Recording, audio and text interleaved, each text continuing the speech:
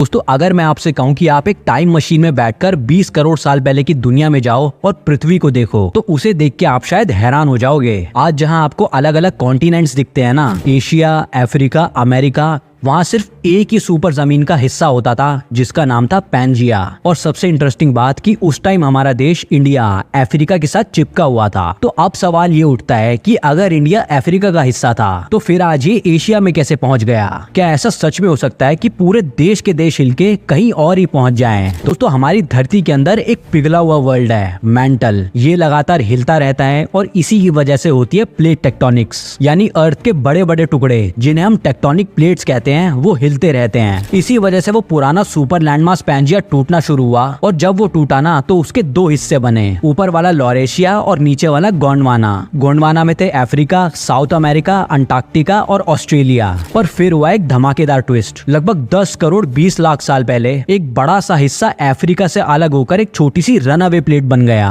और ये वो जमीन थी जो इंडिया बनने वाली थी। लेकिन अभी भी इसकी जगह वही थी, तो ये अफ्रीका से एशिया तक कैसे आया? दोस्तों आमतौर पर कॉन्टिनेंट्स बहुत धीरे मूव करते हैं, कुछ मिलीमीटर या 1-2 सेंटीमीटर साल का, लेकिन इंडिया ने बहुत तेज चलना शुरू किया। ये हर साल 15-20 सेंटीमीटर की रफ्तार से ऊपर की तरफ भागने लगा। ये अर्थ के इतिहास का एक फास्टेस्ट लैंड मास था। इसी वजह से जियोलॉजिस्ट इंडिया को रनअवे कॉन्टिनेंट, ये स्पीडिंग बुलेट बोलते हैं। पर अब आप शायद पूछो कि इंडिया ने अफ्रीका को छोड़ा, इसके सबूत क्या हैं? जी हाँ, सबूत हैं। इंडिया और अफ्रीका के रॉक्स और फॉसिल्स दोनों जगह सेम मिलते हैं। एग्जाम्पल के लिए ग्रोसोटेरिस नाम का एक पौधा था जिसके फॉसिल्स अफ्रीका, इंडिया और साउथ अमेरिका तीनों में पाए गए। ये एकदम क्लियर एविडेंस था कि कभी ये सारी जमीन एकजुट थी। फिर जब इंडिया भागता हुआ नॉर्थ की तरफ गया तो उसने यूरेशियन प्लेट से एक भयंकर टक्कर की। ये कोलिजन शुरू हुआ लगभग 5 करोड़ साल पहले और ये ऐसा टकराव था जिसका रिजल्ट आज भी हम देखते हैं, क्योंकि इसी क्रैश की वजह से बने दुनिया के सबसे बड़े पहाड़ हिमालय,